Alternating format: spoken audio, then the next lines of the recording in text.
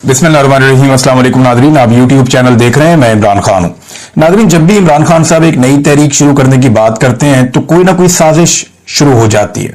यानी कभी ये कहा जाता है कि बातचीत चल रही है, कभी ये कहा जाता है कि इसको रोक लें, फलां चीज कर दी जाएगी। तो ट्रक की एक बत्ती के पीछे हमेशा लगाया जाता है।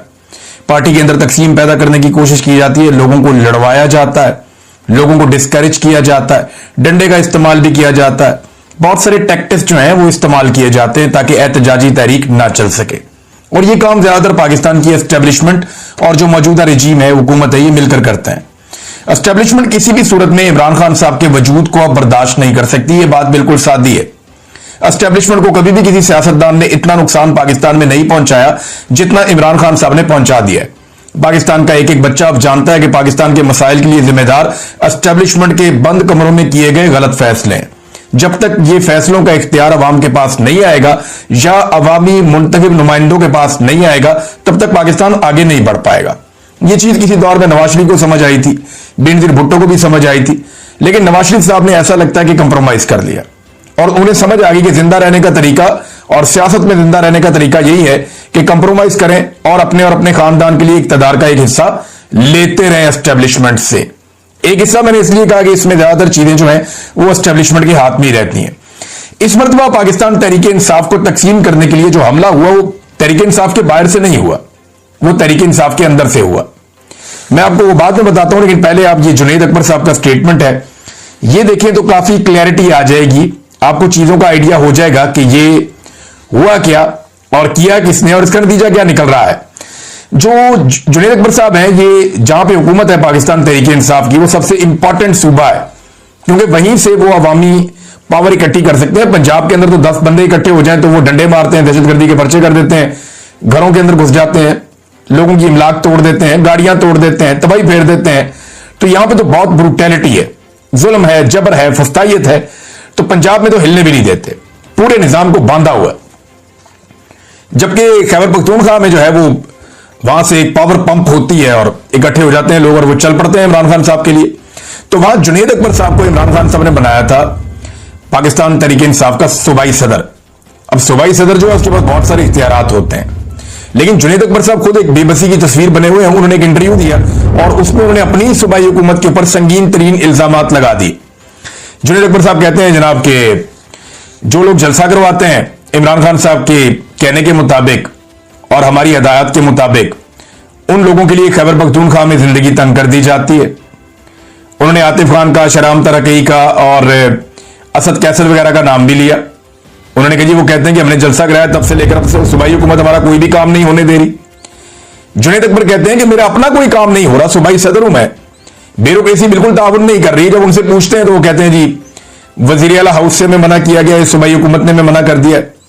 वो कहते हैं जब मैंने जाके पार्टी के जो मौजूदा चेयरमैन है बैरिस्टर गौर, उन्हें शिकायत लगाई तो जनाब पता चलता है कि उनके अपने काम नहीं हो रहे, उनके अपने इलाके में काम रुके हुए हैं और वहां की जो ब्यूरोक्रेसी है वो उनकी भी बात नहीं मानती। तो ये एक बेबसी है जिसका उन्होंने इजहार किया।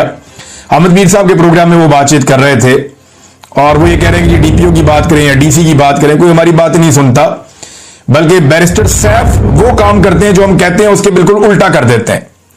यानी अभी तैमूर झगड़ा साहब कह रहे थे कि मुझे अगर जाना है इमरान खान साहब को मिलने के लिए तो मुझे कोई हॉलीवुड की फिल्म की तरह अपने मुंह के ऊपर बैरिस्टर सैफ का नकाब पहनना पड़ेगा, फिर शायद जाकर मैं इमरान खान साहब से मुलाकात कर सकूं, वरना तो मुलाकात भी नहीं होने देते। अब ऐसा लगता है कि ये जो अभी तकसीम पैदा की गई है पाकिस्तान तहरीके इंसाफ में, ये जानबूझकर पैदा की गई है। तहरीके इंसाफ के बहुत सारे लोग ये कह रहे हैं कि ये तकसीम पैदा नहीं होनी चाहिए थी, चाहे उसका ताल्लुक एक ग्रुप से है, दूसरे से है, तीसरे से है, चौथे से है, वो तमाम ग्रुप यही कह रहे हैं कि ये तकसीम पैदा नहीं होनी चाहिए थी। ये तकसीम पैदा हुई कैसे? देखिए तकसीम के नतीजे में होता यह है कि अवामी रद्द-ए-अमल आता है और इस तकसीम का फायदा यह होता है कि जो तहरीक चलने वाली होती है वो तहरीक चलने से पहले ठप हो जाती है। अभी यही इस मरतबा किया गया। देखें कुछ चीजें ऐसी थी कि हुकूमत गिरने के खतरे के बावजूद खैबर पख्तूनख्वा की हुकूमत बजट पास करने के हवाले से कर सकती थी, यानी हुकूमत भी बचा सकते थे और चीजों को अच्छे तरीके से भी कर सकते थे।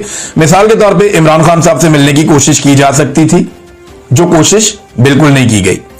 देखिए अगर बैरिस्टर सैफ जाता है और जाकर इमरान खान साहब से मिल लेता है तो वो तो एक सिर्फ वजीर आला के साथ काम करने वाला आदमी है।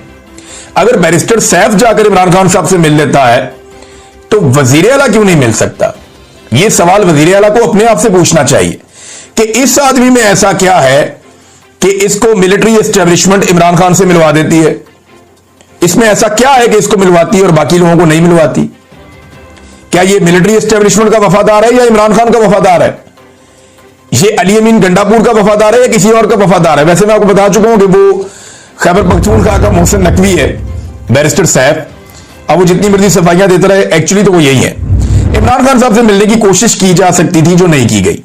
मुलाकात ना होने की सूरत में एहतजाज रिकॉर्ड करवाया जा सकता था, जो नहीं किया गया। और बजट को अचानक पास करने की बजाय सियासी कमेटी के मशवरे के मुताबिक 27 जून को पास किया जा सकता था, या कम से कम बजट को पंजाब के, वफाक के और सिंध की हुकूमतों के बाद पास कर लेते। पहले उन्हें बजट पास करने देते, थोड़ा सा प्रेशर बना लेते। अपनी हुकूमत बचाना जरूरी था तो बजट पास करना ही पड़ना था। लेकिन जिस भोंडे अंदाज में यह सब कुछ किया गया, उससे तो ऐसा दिखाई देता है कि शायद जानबूझकर पाकिस्तान तहरीक इंसाफ को तकसीम करने की एक साजिश की गई है। अब तरीकाकार क्या है? देखिए, अभी इससे निकलने का तरीकाकार सिर्फ और सिर्फ एक एहतजाजी तहरीक है, जिसके बारे में इमरान खान साहब पहले ही अहकाम दे चुके हैं कि एहतजाजी तहरीक चलाई जाए। पाकिस्तान तहरीक इंसाफ को एहतजाजी तहरीक चलानी पड़ेगी, लेकिन इस मरतबा एक मुख्तलिफ हिकमत अमली के साथ आना होगा। और इसके बारे में डिस्कशन पाकिस्तान तहरीक इंसाफ में हुई थी।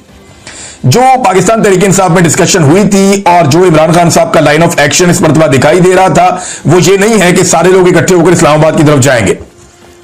इस मरतबा जो उनका लाइन ऑफ एक्शन था, और ये मैं आपको बता रहा हूं, ये वो लोग या जो पाकिस्तान तहरीक इंसाफ के अंदर से खबरें आ रही हैं या जो चीजें पब्लिक हो चुकी हैं, उनके बारे में बता रहा हूं मैं आपको कि इनका लाइन ऑफ एक्शन ये था कि पूरे पाकिस्तान को बंद करेंगे, मेन शाहराहें पाकिस्तान की बंद करेंगे और बहुत सारी जो एनर्जी समेत दीगर बहुत सारी चीजों की जो सप्लाई है उसको बंद कर देंगे। पाकिस्तान तहरीक इंसाफ के कारकुन मुख्तलिफ इलाकों में बड़े पैमाने पर निकलकर, और अगर इस तरह की एक्टिविटी हो जाती है, सप्लाई बंद हो जाती है, शाहराहें बंद हो जाती हैं, रास्ते बंद हो जाते हैं, या अमली तौर पे पाकिस्तान तहरीक इंसाफ, देखें वो मुल्क की एक बहुत बड़ी ताकत तो है, तो उन्हें एक मोमेंटम बनाना पड़ेगा ना तहरीक का। और अगर वो मोमेंटम बनता है और उसके बाद वो मुल्क को जैम करने में कामयाब हो जाते हैं, तो एक बहुत बड़ा प्रेशर होगा, इंटरनेशनल लेवल की न्यूज बनेगी, पाकिस्तान के अंदर एक बहुत बड़ी खबर बनेगी और एक बहुत बड़ा प्रेशर क्रिएट होगा। और उस प्रेशर के नतीजे में पाकिस्तान की एस्टेब्लिशमेंट को शायद कोई कड़वा घूंट करना पड़ जाए, जो अभी वो करने के मूड में नहीं है।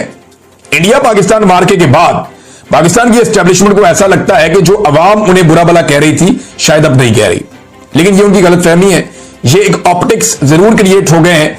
लेकिन जब भी वो कोई पॉलिटिकल मिस्टेक करेंगे या कोई ऐसी चीज करेंगे, नहीं, अभी मैं देख रहा हूं हमारे जो मिलिट्री अफसरान हैं वो नौजवानों से मिलते हैं जाकर कभी मदारस में,